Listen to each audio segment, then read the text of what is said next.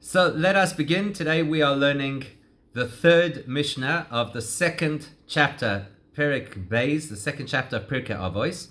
Now what's interesting is about this particular chapter, and I suppose you could say it's probably fair for the whole conversation that we're going to have over the next few chapters. In the previous chapter, in Perek Aleph, each time that somebody spoke, we were pretty much told that they were going to speak. So-and-so says this, and so-and-so says that. Whereas now, what we find is that in the previous Mishnah, we had Rabban Gamliel speak. This Mishnah does not tell us Hu Haya Oimer, that he used to say. In other words, it doesn't give us a clear indication that we're picking up where we left off. However, it is still Rabban Gamliel speaking. So that's quite useful for us to know, just to understand the flow of how things work. So let's have a look at what he says. And straight away, as we're reading this, just give some thought as to whether or not you think that this is something which may or may not be relevant in your own life. So he starts off like this. Hevu zehirin barashus, which basically means be very cautious of the ruling authority. Beware of the government. Beware of the government. Why?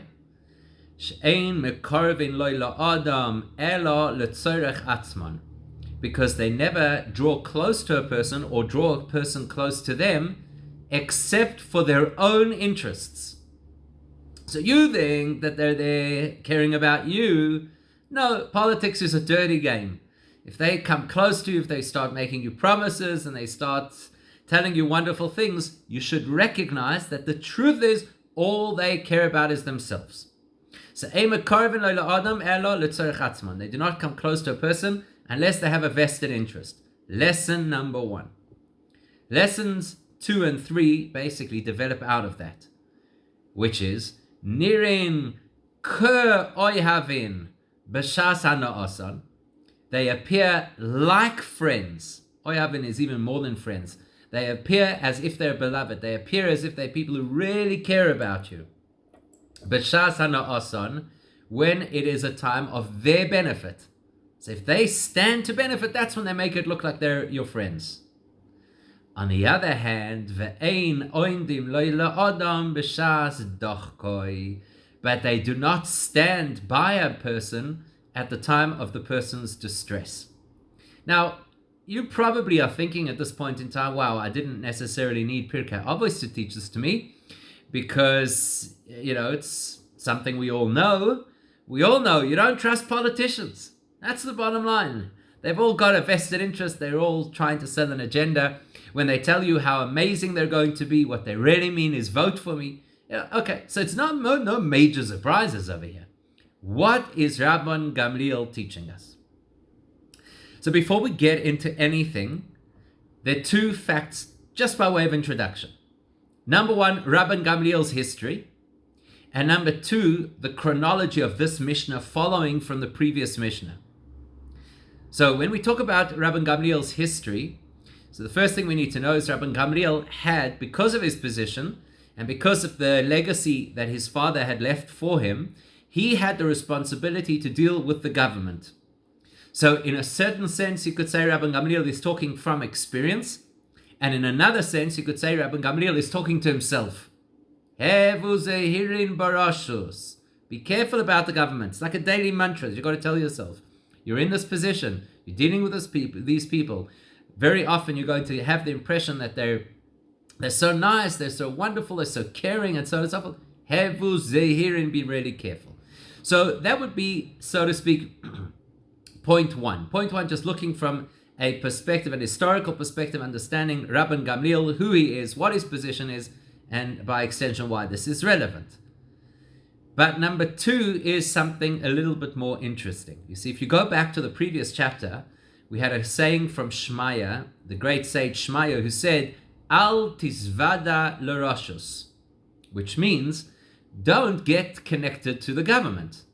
So what's Rabban Gamliel telling us that we don't already know? We've already been warned about the government in the previous chapter, which means in an earlier time in history, which means that this was already information that the Jewish community was aware of and most likely had applied in their lives.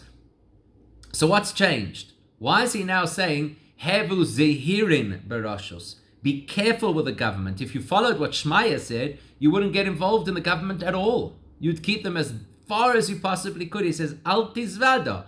Don't get involved with them. So now Rabbi Gamliel says, zehirin. Be careful with your engagement. What's changed? So many of the commentaries pick up on this point, and that's how we'll start our conversation around this Mishnah. There are rules for people, and there are rules for people. In other words, you have to know what your position within the society is. When Shmaya says, Al tisvada lorashos, don't get involved with the government, he's talking across the board to the average person. As much as you can, to the best of your ability, stay away from politics. By the way, it's probably the best advice that anybody could be given. Stay away, don't get involved. What do you need it for? It's just going to cause tsuris. You're just going to have people get upset at you. You'll probably put your foot in it. You know how it is. Once a person is involved with politics, it's a terrible... And by the way, especially if you're a religious leader, definitely stay away from politics, because it's only going to split your community in some fashion. That's when you're talking to everybody. But in the previous Mishnah, he spoke about kol ha'oiskim im hatzibur, that there are those people who have a responsibility to the community. Ha'oiskim im hatzibur means that there are individuals who have to represent the community sometimes to the government. Sometimes you have to go knock on the government's door and you have to ask them, can you allow this? I'll give you an example that's relevant to us right now. So we have a curfew, right? In South Africa, we have a curfew right now, 10 p.m. So you have the chief rabbi go to the president to ask, is it possible to relax the curfew for this Motzei Shabbos so we could go to Slichas at midnight? Now, I don't know what the answer is going to be, but you're oisek b'tzorchei tzibur, you're responsible for the community. You have to engage with the government. You can't turn around and say, no, al tisvada l'rasha, sorry, we have nothing to do with government. It's not practical. So because he's just come from the statement of kol ha'oiskim im hatzibur, people who have responsibility to the community, then it follows, logically, why he should use this expression and say, okay, zehirin, if you have no choice, if you've got to engage with the government, at least be really, really careful in how you engage with them, and know that they always have ulterior motives and an agenda, and don't necessarily take things at face value. That's one way that you could look at the juxtaposition of the previous Mishnah and this Mishnah. If you're oiskin im hatzibur, if you're engaged with the community, you have to tackle the government, so just be careful. However, there's another angle that you could take. And the other angle is, there's something called a tzibur, and there's something called rashus. What's the difference between them? Okay, so at face value, it's very simple. The tzibur are the ordinary people, and the rashus, they're the government, they're the authorities over those people. Simple way that you could look at it. But the truth is, the word tzibur actually means to gather, right? To bring things together is a tzibur. There's a beautiful word that says tzibur stands for tzadikim, beinonim, urashoim. Tzibur, urashoim. Tzadikim are the righteous individuals, the pious individuals. Beinonim are the decent individuals. They're not necessarily at the top of the spiritual pile, but they're decent people. Rishoim, oy gewalt. Who wants anything to do with Rishoim? Kick them out of the shul. No. Tzibur is tzadikim, beinonim, urashoim. You include the lowly folk as well. That's how you get a community. So the idea of community is people who actually collaborate, who work together. They kind of level the playing field. So therefore, kol ha'oiskim im hatzibur from the last Mishnah, anybody who's engaged in work with the tzibur, hevu zehirim barashus, you have to be really careful of those people who have chosen to elevate themselves above the tzibur and taken positions of authority. That's antithetical to what the tzibur is all about. The tzibur is supposed to be that even the tzaddikim, even the great individuals, are part of the tzibur. Somebody who wants to take on a position because of whatever is associated with that position, be very, very careful. So, before we proceed, this Mishnah could well be one of the best Mishnahs that every rabbi should have to learn before he gets involved in Rabbanos. Why? Because if you're involved in communal work, you have to know these things.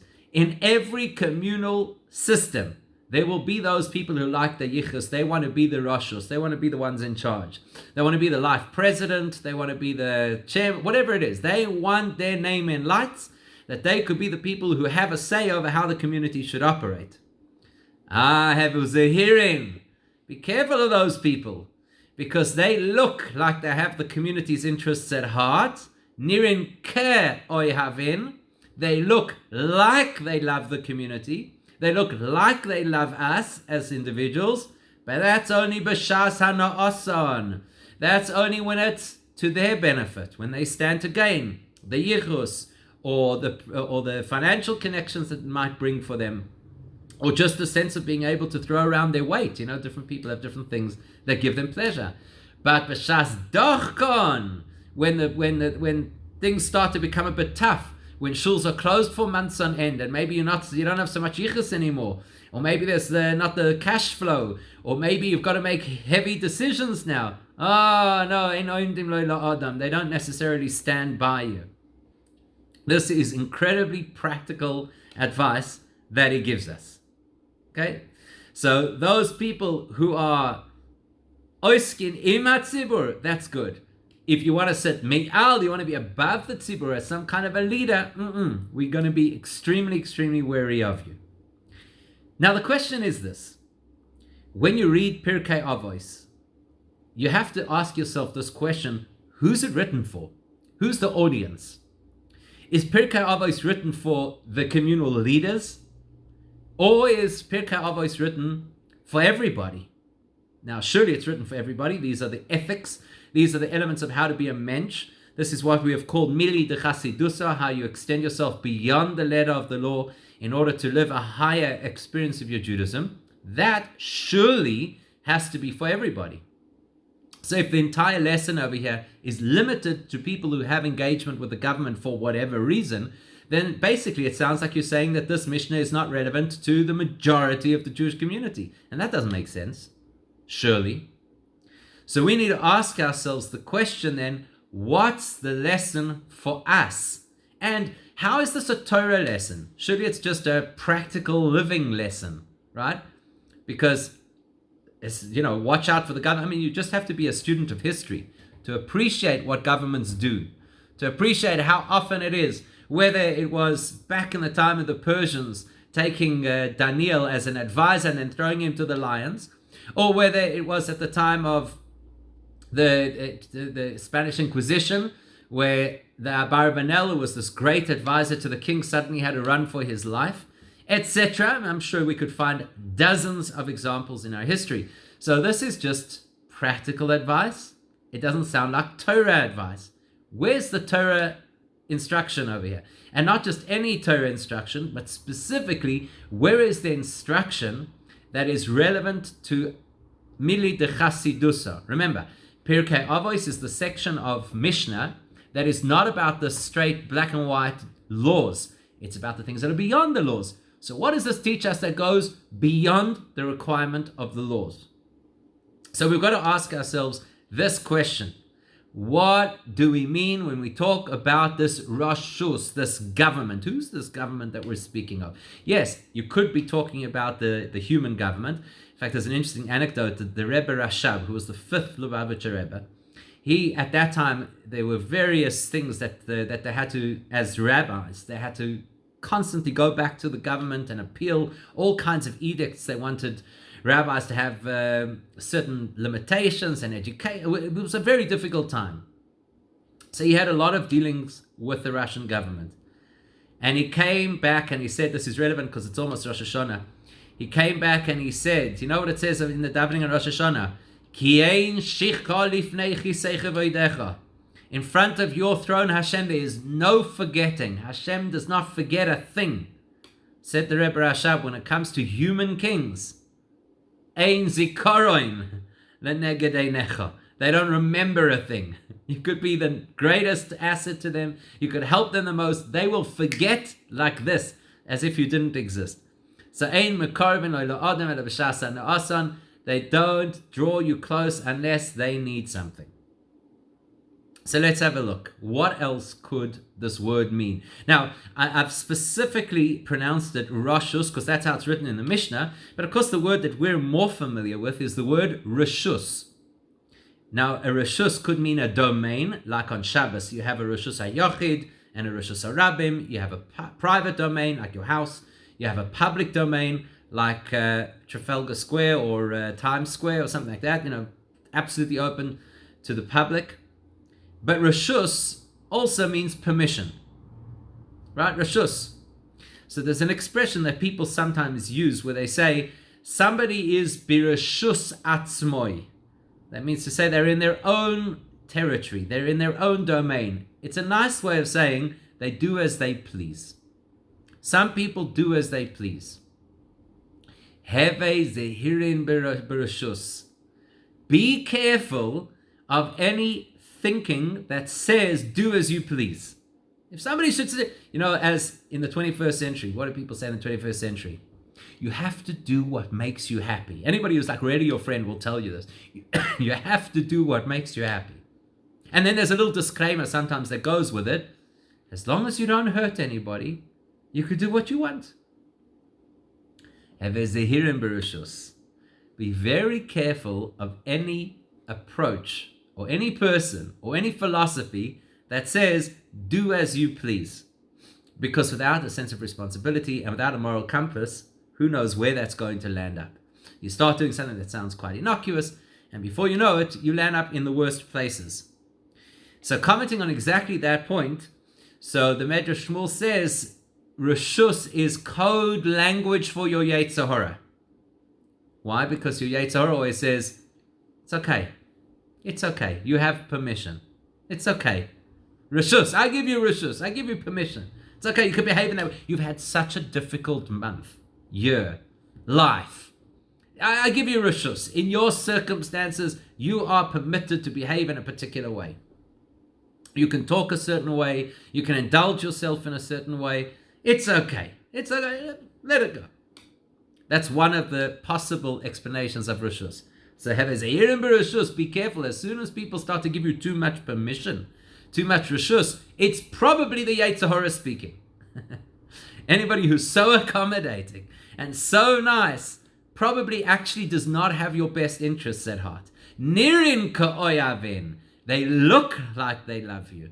They look like they care about you. But when things start to become difficult, when things start to become, that same Yetzer Hara that was so permissive, it's going to be nowhere to be seen. All of those people who said, yes, do what floats your boat. When you start to, God forbid, hit the wall, they're going to say, we didn't tell you what to do. We just said, do what you please. We can't take responsibility now for your poor choices. And playing on that theme, he gives another angle. Playing on that theme. There are certain things that we are obligated to do. There are certain things that we are forbidden to do. And there are certain things that we are permitted to do. 3 categories of life. So a mitzvah, you're obligated to do. Right? It says on Rosh Hashanah, you have to hear the shofar. That's an obligation. You have no choice. You have to hear the shofar. It's not voluntary. You have to hear the shofar. That's it. It's an obligation that we have. Certain things you're not allowed to do. You're not allowed to speak Lashon Hara. You're not allowed to. It's not a personal thing. Nobody gives you Reshus. You're not allowed to do it. But most of our lives is Reshus. Most of our lives center on what we're allowed to do. That is neither a mitzvah, nor is it forbidden. So, you're allowed to do it. For example, are you allowed to eat breakfast? You're allowed to eat breakfast. Not only that, it's advisable to eat breakfast. Pas Shachris, the Gemara talks about it, how important it is to have a decent meal in the morning. Are you allowed to have your favorite food for breakfast? Yes, you are. As long as it's a kosher food, nothing in Judaism says you may not have it. But have a zehirin b'rashus. But the minute you get to things that are reshus, the things that you're allowed to have, that are not mitzvah necessarily, you have to be careful. Why? So those of you who know, you'll know my personal obsession with eating chocolate for comfort, only because I totally relate to it. So you have a rough day, you come up and say, I'm going to eat chocolate. Is it asur? Is it forbidden to eat chocolate? No, it's 100% fine. The chocolate is kosher. You didn't eat a meat lunch, so you can have your nice dairy thick double cream chocolate. Gesundheit, 100%. But what happens? Let me ask this question. What happens after you finish eating the chocolate? I'd like to know, how many times does a person sit down after a difficult day and go through a whole slab of chocolate and say, now I feel better? Oh, I feel like the weight has been lifted off my shoulders. I feel like I'm canceling my therapy session tomorrow because this chocolate was so good. Doesn't really happen, right? The only thing that does happen is you start thinking, do you think it's terrible if I have a little bit more from another bar of chocolate? Is it the end of the world if I have a little bit more under the circumstances? Either that, or you have a little bit more and you think, oh my gosh, I should never have eaten that. Now I feel absolutely terrible. I feel so sick from eating too much chocolate. Why? Be careful about those things that the Torah permits, because you'll think that if you can satisfy the desires for things that you're allowed, it will naturally ensure that you don't feel the desire for something that's unhealthy. Doesn't work that way. Nirim ka'oyavin. These things look like that they love, that they care for you, that they love you. It looks like if you just allow yourself to indulge, everything will be fine. B'shas ha'na'asan, it will make you feel good. The truth is, ein oimdim lo la'adam b'shas dochkoi. A person will not be exempted from temptation or from toxic behavior just because they indulged in permissive behavior. And the Midrash gives a very interesting example of exactly this. The Midrash tells us that when King David looked out of his window and he noticed Bathsheba, who was bathing or going to the mikveh, different nuances in the story, he was suddenly filled with this incredible desire for what was an inappropriate relationship, married woman. So the Midrash says something fascinating. David HaMelech, King David, was already married to a number of wives. He had so much opportunity to experience what is allowed, and it didn't save him from having the desire for what is not allowed. So, nirin ka'oyavin, it looks like all these permissive desires are going to be what help us to be able to control ourselves. But when the pressure of a new temptation arises, all of the investment in the pleasures of kosher pleasure will not protect us.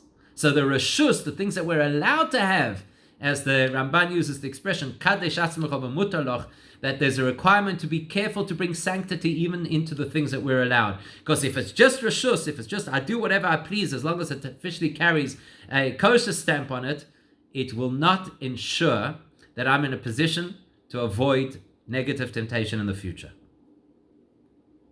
There's another way to explain this Mishnah as well. Now we're going to go a layer deeper. We'll go a layer deeper now. And that is, we all have our own governments. Right? We all have our own governments. Some people who've been married for a few years often walk into shul and say, I got permission from the government to be here. I don't think they ever go home and tell the wife that she's the government. But at shul they say, I got permission from the government. So we all have our own government. What does it mean we have our own government? In Parshas Shoftim, the Torah says, Shoftim v'shoitrim titen lecha b'chol she'orecha. That you should put judges at the gates, at all of your gates. So one of the explanations, what do you mean all of your gates? Not just the gates of the city, it's in the singular. Your gates, you the individual, you have to put judges at your gates. Gates means the entrances. And the entrances into the human being are the eyes and the ears and the mouth. There's no way really that you could transgress through smell. Okay, you're not allowed to smell the incense of Avodah Zarah, but I don't think that most of us are running off, I have to get my fix of Avodah Zarah incense. But we listen to things we shouldn't listen to, and we look at things we shouldn't look at, and unfortunately sometimes things go into the mouth that shouldn't go in. So these are the gates. The gates are not only in, they're out as well. So what comes out of the mouth is not always appropriate. So who should judge? Who are these judges? Who's the government that is supposed to control my interaction with the world, which means both what I allow to be absorbed and what I allow myself to share? So who's the judges? A person's mind and a person's heart. You know, that sometimes you have to make an objective intellectual assessment of a situation. Should I see this or shouldn't I see this? Should I say this or shouldn't I say it? And very often the mind is capable of telling us this is not a good idea. Don't say it. Sometimes you have to go with your heart. It just feels wrong. I can't explain it. I don't know why. I don't have an intellectual explanation for why this kind of a thing is inappropriate. But I can feel, I have a sense, I have some kind of an emotional response that says, don't go here. So the mind and the heart of a human being, that is what controls. That's the so-called government of the human being. And that's what allows us to keep ourselves safe. That we don't allow trespass of negative things into our space, and we don't share things which we shouldn't share that might be negative for somebody else. Except, it's a funny thing, the human mind and its capacity for bias is incredible. I know I shouldn't say this, but I think it might be important. There might be, as we say with Lashon Hara, it might be a to'eles. It might be that this is going to assist somebody or prevent an issue. And what we're able to justify in our minds that then allows certain behavior is incredible. Likewise, like the Rambam says, very interesting.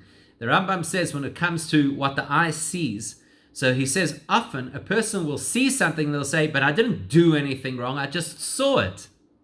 That's why he says it's one of the Averos that's very difficult to do teshuvah for, seeing things, because you'll say, I just saw it, I just looked at something, I didn't necessarily do something. So the human mind is incredible in its capacity to justify behavior. So therefore he says, firstly, you have to have a government. You have to have Roshos. You have to have some kind of a system that controls the system. But hevezehirin beroshos.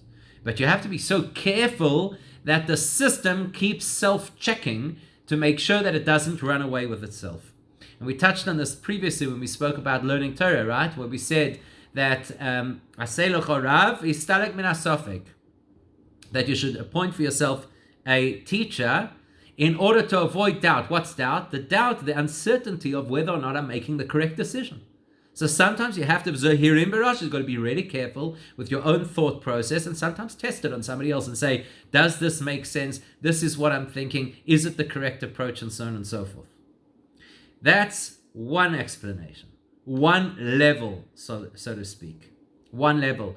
It ties in with one of the other Meforshim that says the reason it's called Rashus is because if you represent, going back to the example of the community, so if you represent the community and because of that you have to go to the government, you have to get Rashus, you have to get their permission before you go to the government.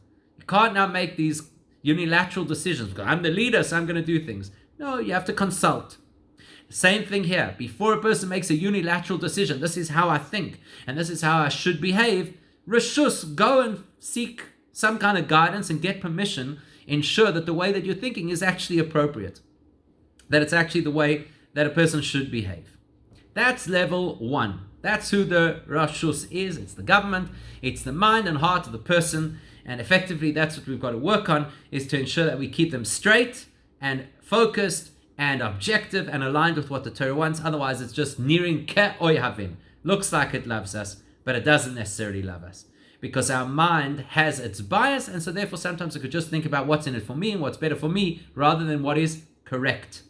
So nirin ke'oyhavin. It looks like it is someone who cares about you and loves you. One of the ways you can explain that pasuk is it says nira ke'oyhavin. They look like they love you at the time that it benefits them. So the explanation there is, even when it's to their benefit, they're only still ke'oyavin. Even then they don't love you, they love themselves. So the mind and the heart love themselves. They don't necessarily love the neshama and the specific responsibilities that I'm supposed to have as a Jewish person. Let's go one level deeper than that. One level deeper, we already saw that the Medrash Shmuel told us that Rashus could refer to the Yetzer Hara, constantly giving you permission. What does it mean the Yetzer Hara is constantly giving you permission? What do you think? If the Yetzer Hara would come and knock on your door this morning and say, I hereby give you permission, from now on you can go and worship idols. What would you do? Pack your bags and say, thank you, Shkoyach, I've been waiting my whole life for somebody to give me permission. I could pack my bags and go to some eastern place and bow down to statues and bring them lunch. No, Reshus. So what if the Yetzer Hara comes along to you and the Yetzer Hara says, I hereby give you Reshus, from now on you have my permission as your personal Yetzer Hara. You now have permission that you can go out and eat cheeseburgers. What are you going to say? Oh, thank you very much. My rabbi's never given me permission, so I'm glad that you've arrived on the scene. And you're going to be shkoyach. That's what we're going to have first day Rosh Hashanah. We're going to serve cheeseburgers. It's not going to happen, right? It's not. So what does it mean Reshus? What's the connection between the Yetzer Hara and Reshus? The Yetzer Hara gives you permission. So there's an interesting Gemara that says that the nature of the Yetzer Hara is very strategic and patient and sly. Because the Yetzer Hara knows one thing about Jews. I don't know if you know this about Jews, but Jews are extremely dafka. Are you familiar with this? Jews are extremely dafka. In other words, you come to a Jewish person who has absolutely no connection to Jewish practice. And then you tell them, I want you to do something antithetical to Judaism, they become dafka. Say, me? No, not a chance. Never going to do it. I mean, they might break 100 mitzvahs a day, but the minute somebody comes and tells them that you must, no, dafka. So the same thing would happen with the Yetzer Hara. If the Yetzer Hara would come along and say, transgress a mitzvah in the Torah, my neshama would protest with such force and would come out so dafka that there's no way in the world I would actually transgress. So what does the Yetzer Hara do? Says the Gemara, Kach hi umnosoi shel Yetzer Hara. This is the craft of the Yetzer Hara. Hayoim oimer lo yasei kach. Today the Yetzer Hara says, do this. And the next day it says, do that. Until eventually the Yetzer Hara gets us into a position where it says, and now you can serve idolatry, you can serve avodah zarah. What does that mean? Sly, right? So today the Yetzer Hara comes along and says, it's not the end of the world if you skip one brocha out of the davening. You're late. The children are going crazy. You've got to balance the kids who are at school and the kids who are on Zoom. It's very difficult. Today you could leave out that paragraph in the davening. Not the end of the world. And then after the Yetzer Hara gets you to do that a few times, eventually it says you could leave out the whole of Shacharis. And is that how it works? No. It's not how it works. Hayoim oimer loy asei kach. You know how smart the Yetzer Hara is? The Yetzer Hara comes to you the first day and says, Asei kach, I love what you're doing. Your Yiddishkeit is amazing. You have my reshus. You have my vote of confidence. The way you daven today, beautiful. The way you kept yourself from speaking Lashon Hara, unbelievable. Nobody in your position would have closed their mouth as you have done. So the Yetzer Hara comes along and says, Asei kach, keep doing what you're doing. It's fantastic. Shkoyach, keep going. You're really, really frum. Why does the Yetzer Hara do that? Because there's another Gemara that says, Yetzer Hara doimel izvuv al miftachei alev. That the Yetzer Hara is like a fly sitting at the valve of the heart, waiting for an opening to get in. The Yetzer Hara is waiting for an opening. Asei kach, you have my permission. Reshus, you have my permission. Do good things. Why does the Yetzer Hara do that? Because then you start to listen to the Yetzer Hara. Thank you. The only one who appreciates what I do. Everybody else is critical. Everybody else says I don't daven with enough intention. Everybody else says I spoke Lashon Hara last time. They don't acknowledge this time that I stopped myself. You know how hard I try. Shkoyach Yetzer Hara. I love you. Thank you for your endorsement. So the Yetzer Hara says, now that I have your attention, I have some other suggestions as well. Seeing as you're doing so well, seeing as you whatever, that person should really treat you better. They should have more respect for you, considering how much you work on yourself. So that person who doesn't show you respect, maybe you should pull back a little bit from them. You say, Taka, I mean, you Yetzer Hara appreciate me and my Yiddishkeit, and this person who's supposedly my friend, my relative, whatever, doesn't appreciate it. You're right, asei kach. And so it goes. So heve zehirin beroshus. You got to be so careful with a voice in the head that says, Shkoyach, well done. I like what you're doing. You have my permission to continue what you're doing. Because it sounds like it's your friend, nirim ka'oyhavin, but actually it's going to only get you into trouble. Now, how does that relate to mili de chasidusa? How does that relate to the concept of going beyond the requirement of the law. That's the requirement of the law. Don't listen to your Yetzer Hara is Aleph base. That's entry-level Judaism. Where's the part of this that is more than what the law would require? So what happens next is the concept. Heve zehirin berashus. What does that mean? On the face value, be careful with those in power, or those who give permission, depending on which interpretation we go with. But we've already seen previously that the word zehirin comes from the same root as zoihar, which means to shine, radiance. Hevu zehirin berashus. The goal of it is not just to run as far as you possibly can and as fast as you possibly can from your Yetzer Hara. The goal is zehirin berashus. You got to turn the Yetzer Hara around and find a way to get the Yetzer Hara to also start to shine. Not only to avoid it, to lock it out, which is a challenge in its own right, but to turn the Yetzer Hara. As we say, multiple times a day, every single day. You have to love Hashem your God b'chol levavcha, with all your heart. And the Gemara in Bracha says, but levavcha should be libcha. Why are there two letters bays in the middle of that word?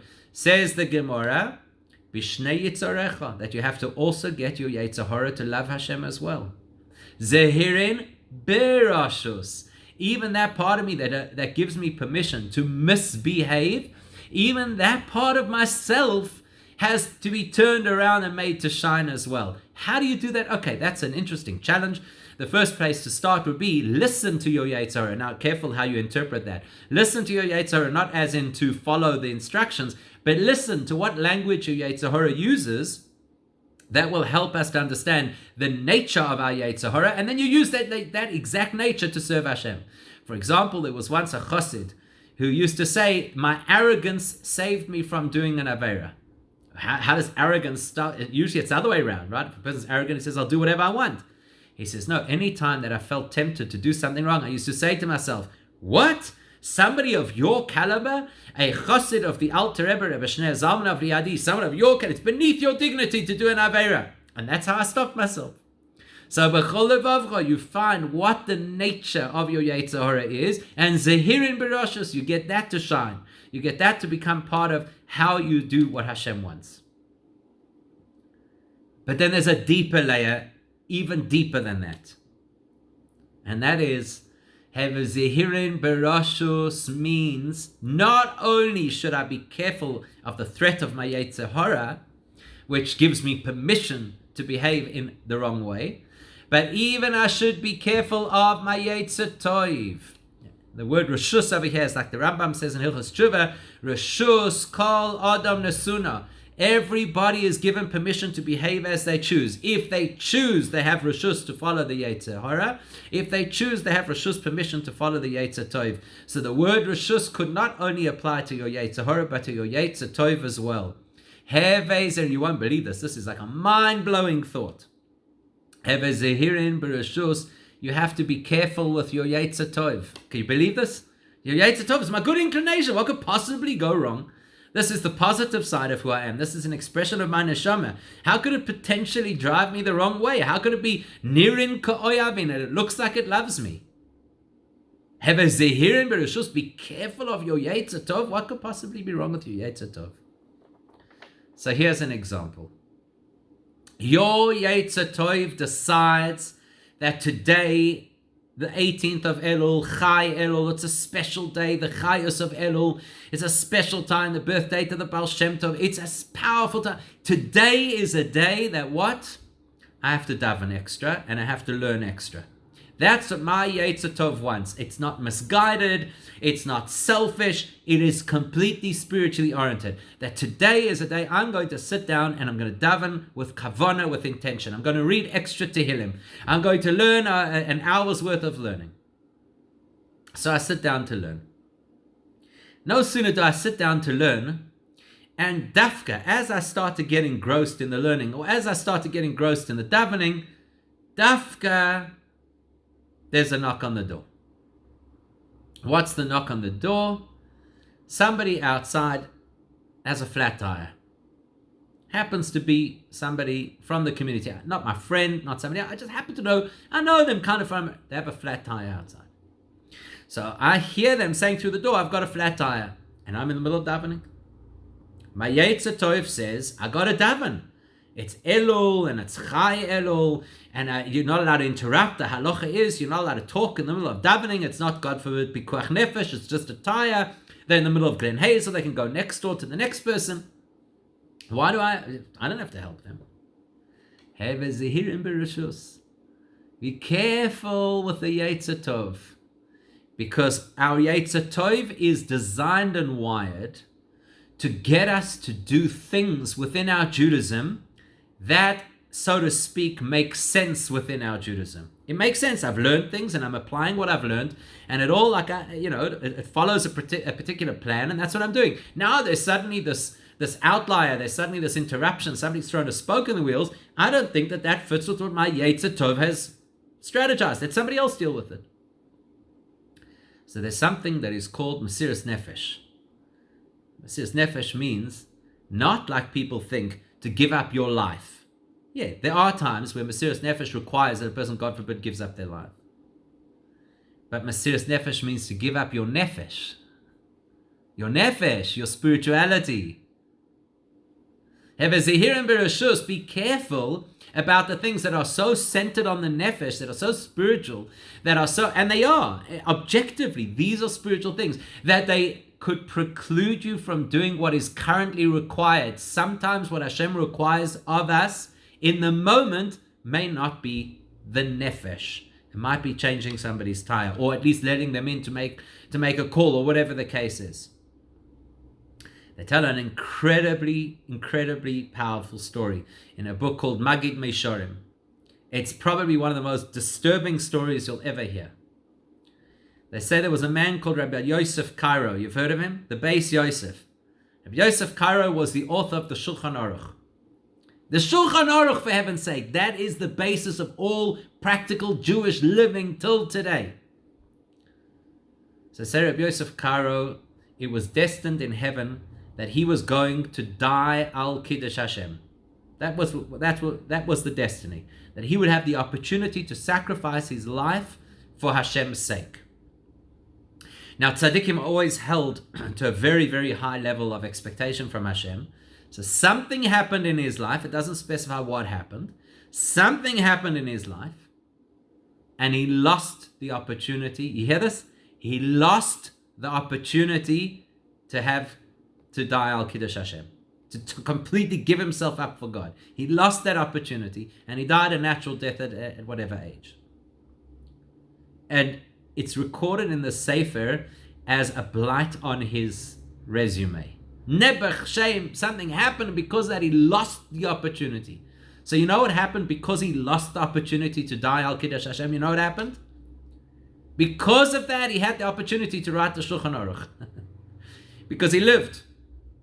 He lived, and then during those years that he lived, he compiled the Shulchan Aruch, the code of Jewish law for all of us until today. Isn't that incredible?